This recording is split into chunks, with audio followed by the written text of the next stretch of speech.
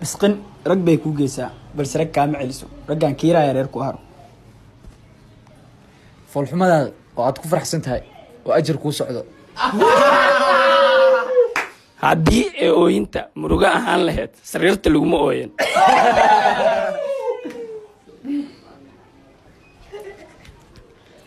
haba iska calool buurnaatee marba hadday xalimo tahay nafta u baahan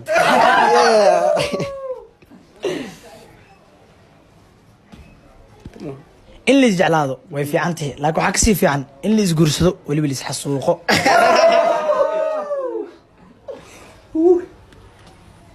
markaan arko nin iyo naag wada socdo lama yaabo balse waxaan la yaabaa markaan arko inay naagta dheertay